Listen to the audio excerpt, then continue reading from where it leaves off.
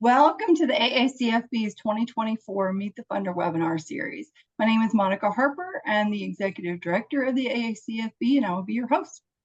I am happy to welcome our speakers today. That's Autumn Faust, Jared Robertson, Sam Black, and Rick Roberts from Avtech Capital. Avtech Capital is both a funding source member and a platinum sponsor, and I want to thank them for their support of the association. Before I introduce the team, I'd like to go over a few items to make this webinar more enjoyable and informative for everybody. So if you have a question during the presentation, please put it in the Q&A box and it will be answered by the end of the webinar. And please reserve the chat for communication between the attendees. The entire webinar should take no more than 30 to 45 minutes, and it will be able to be reviewed later on our website, and it will be emailed out to the membership of the AACFB. At this time, I'd like to introduce the Avtech team. It is all yours. Thank you, Monica. We are so excited. This is our second Meet the Funder. We had our first one last year, and we're really happy to be able to participate again. So we just wanted to get started by introducing our presenters here. We have Jared Robertson, who's the VP of Sales, and he has been at Avtech for 20 years, which is pretty crazy to me. And he manages one of the highest performing sales teams at Avtech. And on that team is Rick Roberts. He's one of our senior account managers you may have seen at conferences, and he's been here 18 years, which is also pretty remarkable. And then I'm Autumn Faust. I have not been here for 2 decades. I would be 6 or 7, so definitely not. But I did start at Avtech in 2020, and I manage our brand and partnerships. That includes broker channel and vendor channel, which is exciting. And then Jared here is going to introduce our other senior account managers. Yeah, you may have met Scott Hansen, Rick Roberts, or Scott Stone at the different conferences and shows. Scott Hansen has been with Avtech for a little over 15 years. He's a great addition to our team. He's one of our top performers, has many relationships in the industry. You're in good hands as you work with him. Rick Roberts, he and I have worked directly together for 18 years now. It's been a great relationship. Rick is a top performer here at Avtech Capital as well. Very great with different customer relationships, knows the business inside and out, and we're excited to have him here with us today and to hear of his expertise and knowledge of the industry. And then Scott Stone, he's also been with Avtech probably about 12 years. Again, there's pretty good amount of time that they've been with us, and great knowledge of the industry, great relationship builders, and any of them that you work with, you're in great hands, and I consider it an honor to associate with all 3 of them. Yeah, we love them. They do such a great job. You have definitely seen them at conferences before, which you will be seeing them at the AACFB conference this fall in New Orleans. And hopefully Jared as well. We'll see. Yep, Hopefully I'm he can planning make it to out be there. there. Rick had a commitment, so I'm going to fill in his spot.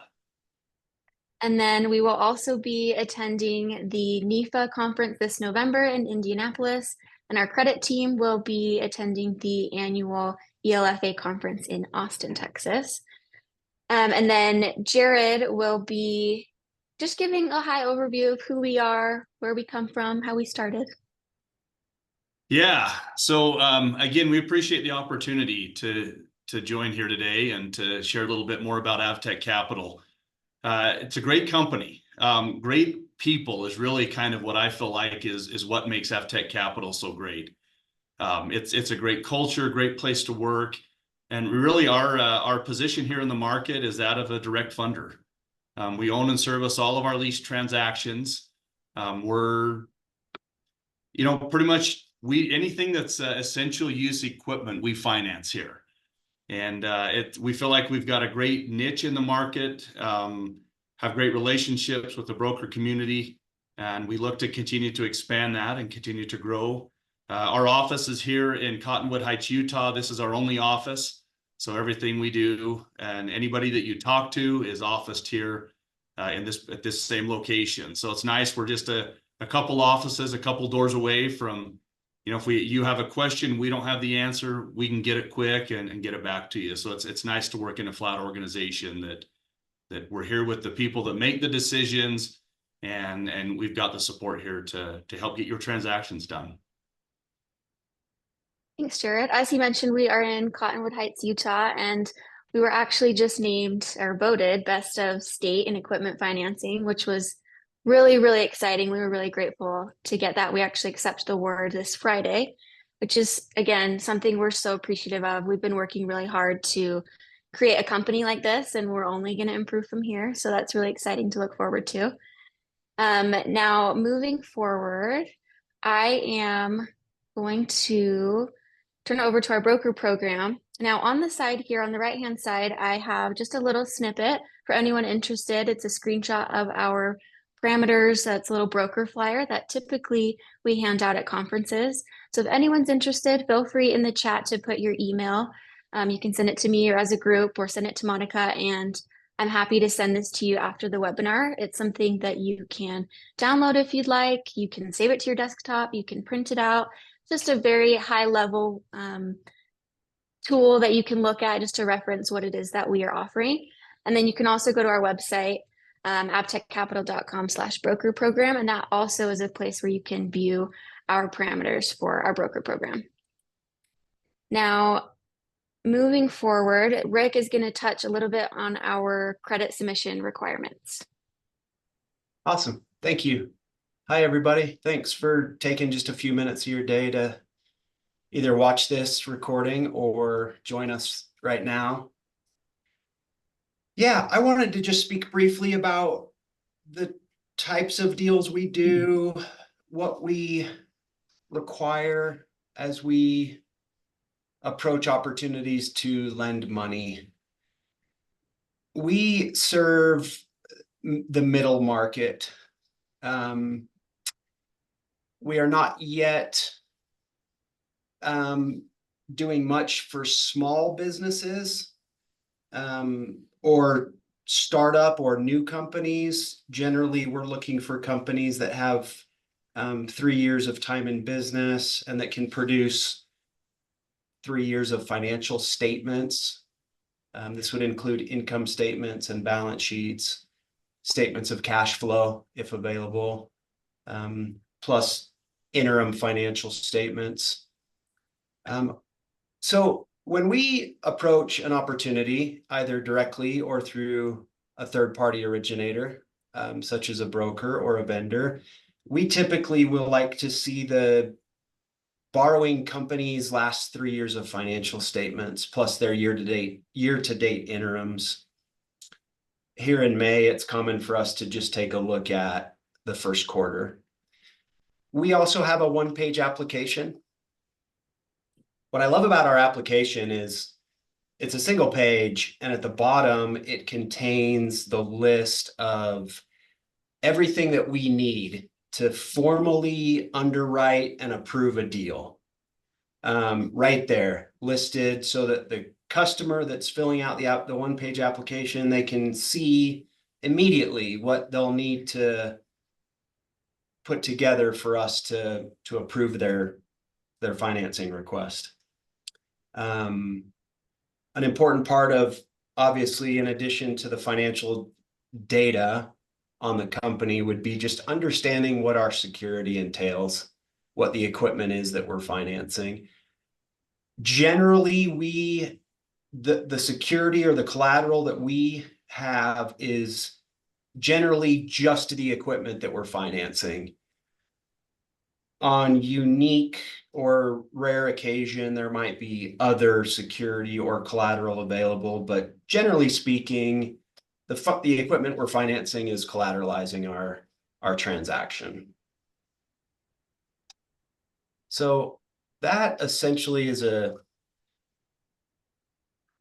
high-level overview of like what do you guys look at when you're generating proposals or when you're evaluating an opportunity. It's 3 years of financials plus interims, an equipment invoice or quote, or high-level understanding of what our collateral would be. And then we've got our one-page application as well. So our product is equipment financing. I love the association for many years, as I've been a member of the AACFB for over a decade now, it was quite a bit more specific. In fact, it used to be called the National Equipment Finance or Leasing Association.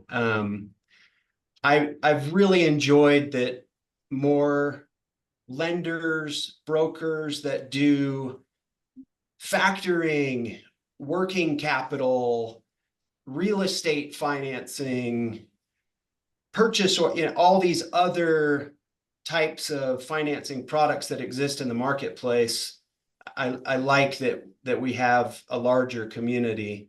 Avtech Capital is just equipment finance. That is our product. So for requests for factoring or mortgages or those types of things, I have a lot of connections and I'd be happy to steer you in those directions. Avtech Capital would be interested in your equipment financing opportunities. Generally speaking, we write leases. We can also write equipment finance agreements. Typically, the tenor that we look at is 24 to 60 months.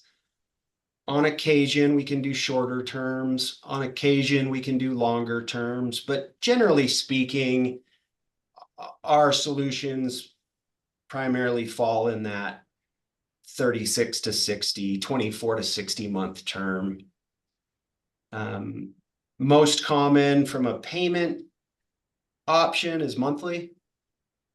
We also do a lot of transactions that are billed quarterly, but we have other options as well. Some of our leases are seasonal or annual. I don't think we have a weekly thing, but monthly is usually the most common type of a billing for our customers for the equipment financing that we do. As I mentioned, we do equipment financing.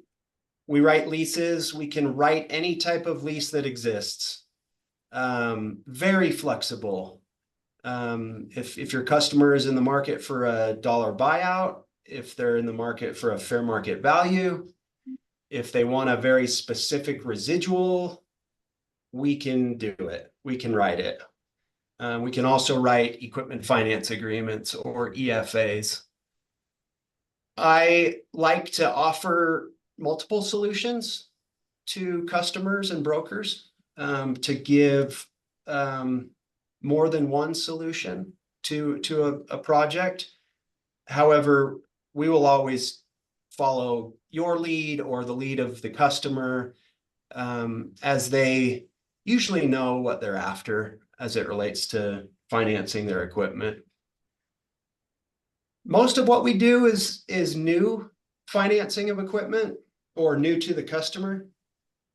A smaller part of our portfolio would include sale leaseback deals or possibly refinancing someone else's debt, or if an existing lease has an end of term residual that the customer doesn't want to pay 20% or fair market value, we can, finance that residual over 2 years or something like that. So a little bit of sale leaseback, a little bit of refi, but mostly just financing new acquisitions for middle market companies.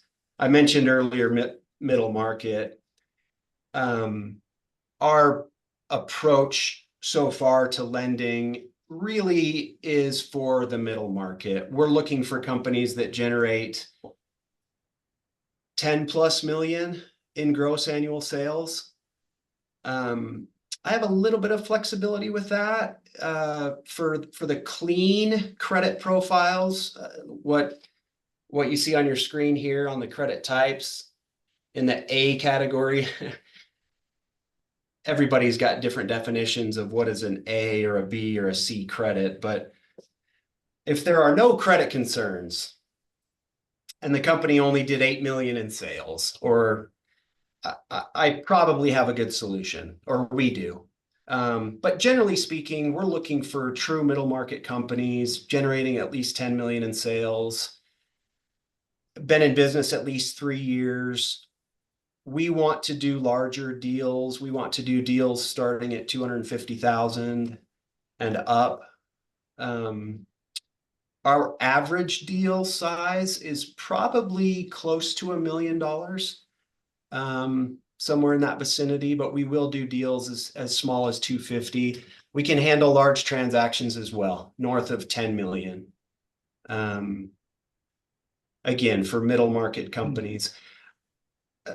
My credit team, they're not represented on this call today, but they like to lend to companies that have quality financial data. And what I mean by that is a third-party CPA review or audit of their financial statements. That is not a requirement. We can often provide great solutions for companies that prepare their own financial statements.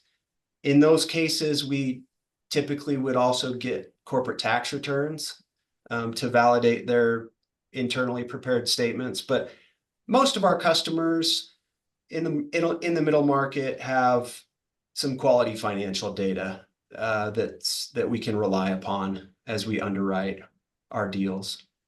But hey, Rick, one thing I may add to that with relative to deal size is if you have a particular customer that maybe that their transaction size is less than 250,000, but at the same time down the road in the near future, they've got additional projects coming down as well. If you have those opportunities that maybe fit in the 150,000, but down the road there's going to be more, we definitely would want to look at those as well. We have options and solutions for those, and we can put in place a lease line or something that can start at a smaller number and grow to that as well. But if it falls significantly less than that and they're not going to have transaction size to meet that minimum, then it may not be a great, we may not be a great fit on that. But again, there is some flexibility there to that particular deal size slide. Yeah, that's a great point. Thank you, Jared. I've noticed as well on existing customers, if they come back for a request for a second lease schedule or a third or a fourth lease schedule, and it's only 100,000 or 150, that we will do that as well. So yes, there is some flexibility. There's some flexibility on the minimum revenue requirement. There's some flexibility on the deal size. This screen that you're seeing, though, captures the majority of what we're doing and what we're looking at. So, yeah. And if you do have any questions on any of those transactions, I mean, I would highly recommend just to reach out in a phone call or an email to Rick, Scott Hanson, or Scott Stone. They would be more than happy to visit with you on that transaction, dive into more of the details, because it seems like with a lot of the transactions we work on, the details are really where you decide and where you can find if there's a solution to that. And Rick, Scott, and Scott are very, very efficient at helping guide you through that process. Our preference is to work very closely with our broker partners. We like to go through the data with them and make sure that they understand what we're trying to do, what the customer's trying to do. All of us that work with brokers, myself and Scott, we've all been doing this long enough we won't waste your time. We probably have a good solution, and if we don't, we will let you know that as well. So yeah, thank you for that additional color, Jared. All right, and then Jared is going to go over our roadmap to funding. This is just at a very high level, our process of what it looks like to submit a transaction to Aptech. Yeah, thank you, Autumn. Obviously, the discovery phase is exactly what Rick just got done talking about, gathering the information.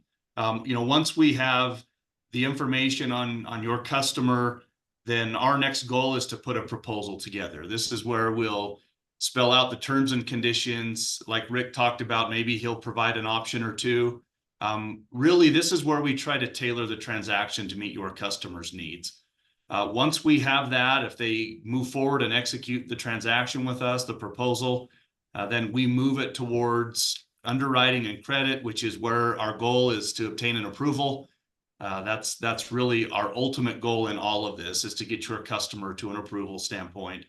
Once we've got an approval, we've got a full documentation team that it's been a really nice addition to our team here at Avtech as we've expanded our documentation division. Rick and I get the luxury now of handing those transactions off and letting a documentation team that's involved in this every day that they come here. They're experts at it. They will then help guide us through that documentation process and ultimately to funding. Our goal as we get really from proposal to approval, typical is probably 5 to 7 business days. And then as we get to the documentation side of it, if we have everything put together and have been very thorough in connecting with you and your customer and getting the full package together for documentation, our goal would be to document and fund your deal within like 3 to 5 business days. So really through that process, we'd love to have it in and out within a couple weeks, if at all possible. I just want to second what Jared said, that our documentation team, they are an absolute powerhouse, and every day they're working on new ways to be faster, better, more efficient, and take more off of everybody's plate. And they do such a great job. And I think that really is a key part of us improving our processes and getting these transactions all the way through funding at a much faster rate than ever before. So that's really exciting. Thanks, Jared. Now, I wanted to talk a little bit about our customer portal. We just launched this in April. We have wanted to launch this for quite some time, so I was very excited that we were able to implement this. Now, that being said, we did launch it just a couple weeks ago, and so there are several new features that will continue to be added, throughout the rest of the year. And I think that being said, it's a great time to be partnering with Avtech due to the fact that we're needing feedback from our partners. We want to create tools that are an asset to our partners, to our brokers, to our customers, and our vendors. So the idea behind this portal was to create a secure tool for our customers to be able to, instead of emailing us back and forth with some very, very, private information, that they're able to use this portal and fill out an application and upload those documents into this portal. And apart from it being more secure than an email, we do also have support to help with this portal, not just our senior account managers, because they are able to help with any transaction related questions, but we do also have our RevOps team that is ready to help with this portal, whether it's getting you logged in, signed up, figuring out how to, input these fields. They are ready and able to help answer any questions. Now, I want to show everybody what it looks like once you go to our website, and you will hit the login/apply, and you will set up an account. It's just your email and a username, so hopefully easy to remember. Now, once you log in, you'll come to a screen similar to this. And let me minimize this here.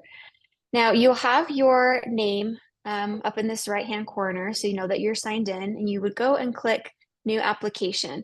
Now, we've set these basic requirements that Rick went over right at the beginning, just so we make sure that we really are only taking people through this process that are a good fit for us. Again, we don't want to waste anyone's time if we're not a match up front, though we do have some flexibility on these things. But we have these basic parameters selected right up at the front. Now, you will see this progress bar. So as they continue to fill out our one-page application, that's what this progress bar is. It's our application. So they'll go through putting in their company information, contact details, references, equipment information. They can upload an invoice, their financial information, and it's all very secure, which is really what we want to have, is a secure way for us to get this application filled out. Now, in addition to being able to upload secure documents into this portal, we do also have the option to sign at the very end through DocuSign. So again, it's secure, paperless. We just wanted to create a tool that makes it easier and transparent for everybody. Now, we do also have a broker portal coming soon, which I'm very excited about. I think that this will be such an asset to our broker partners. It will be very similar to our customer portal, but above all, we want to create transparency. We want this to be easy to use for our brokers, but we want this to be a tool that creates transparency between us and the customer and our broker partners. In the future, we'd like this portal to be able to have you guys log in, view any referred transactions, the dollar amount, maybe how much you've been paid out on that specific transaction, just to have that transparency and history for our hopefully long relationship. We want to create this tool to be used as much as possible. But that being said, it is optional. Of course, our senior account managers are there to walk through the application process and submitting those documents. That can still be done via email. We know that we do have a lot of old school broker partners and customers that prefer that, which is fine because we're flexible in that way. And again, we just really wanted this to be an addition to the services that we provide, which is exciting. So hopefully in the next 1 to 2 months, we will be launching this broker portal, and it will be accessible on our website. And I'm happy to send out additional materials to anyone that is interested.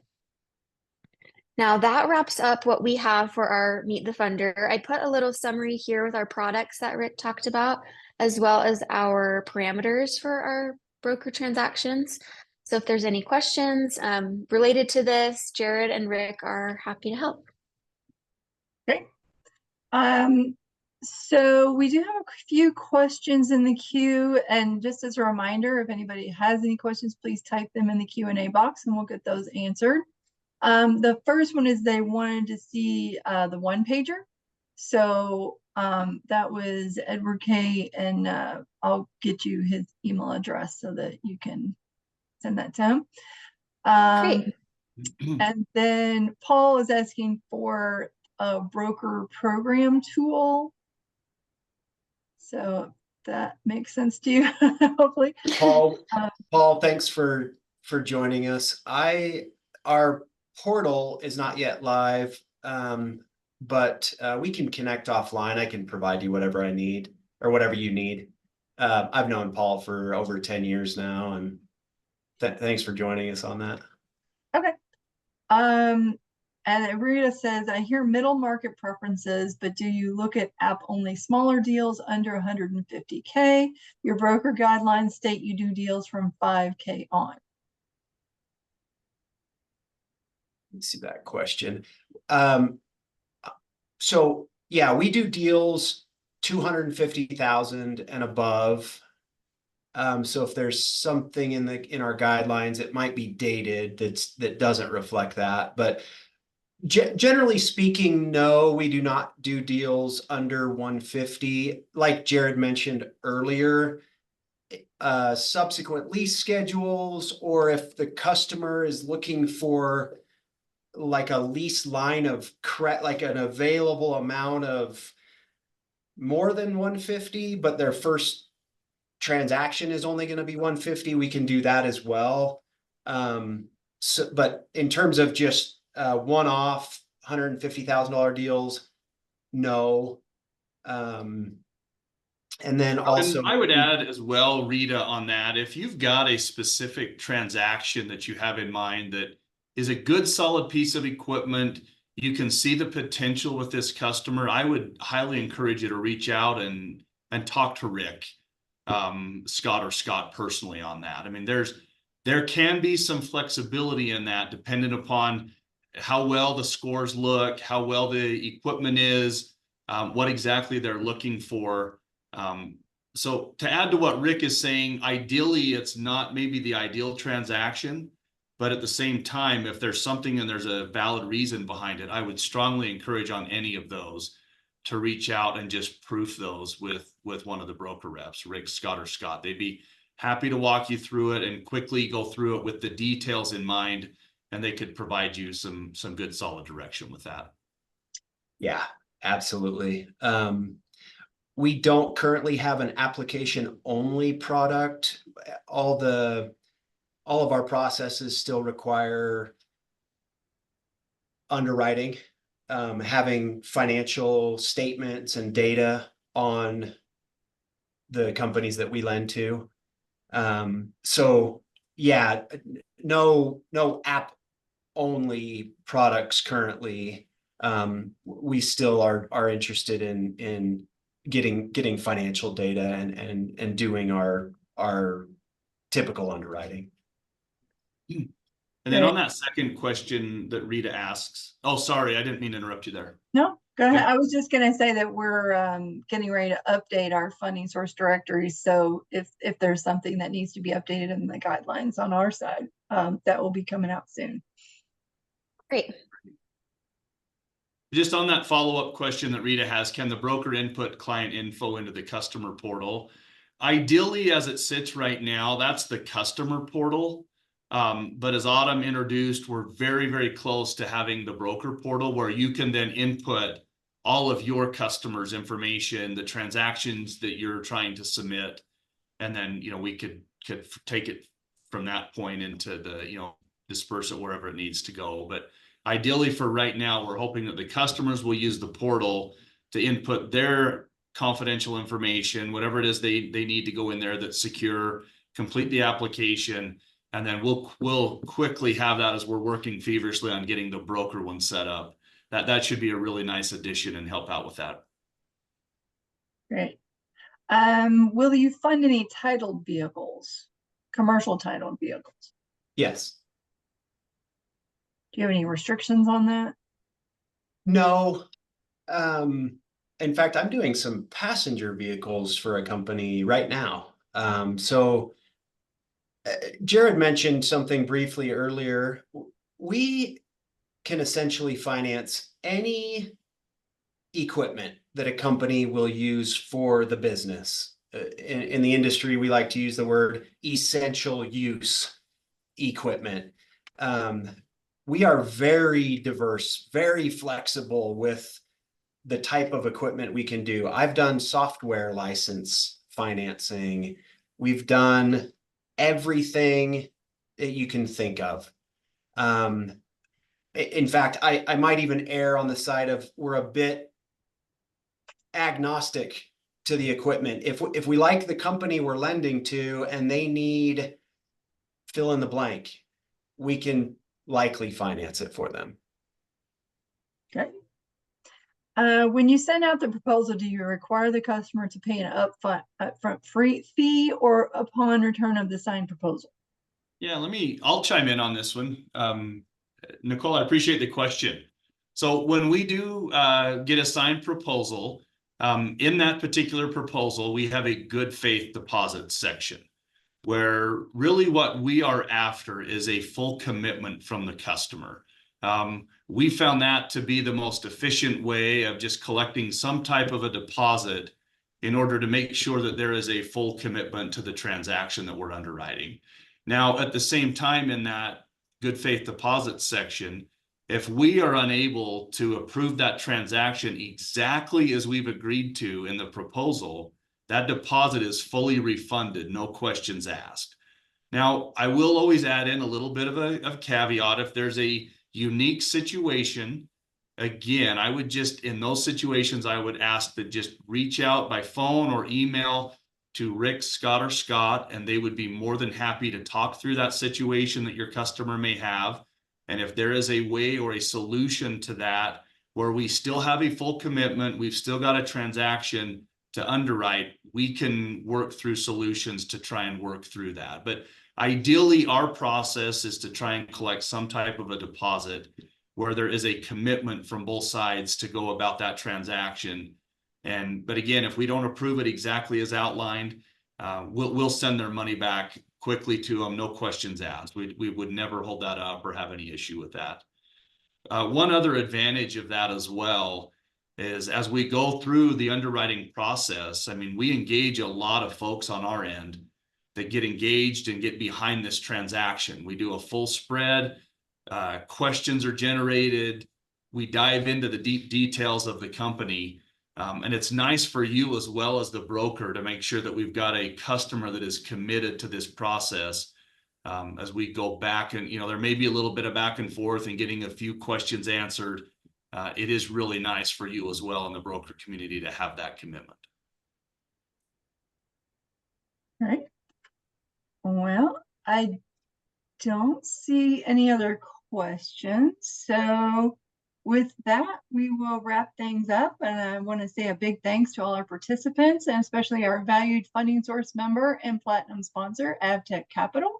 Thanks, guys. You did a great job. We want to invite everyone to visit Avtech Capital in person at our Commercial Financing Expo coming up this September 4th and 5th in New Orleans. And we hope to see you there. Thanks, Monica. Thank you. Thank you all. Thanks, everybody.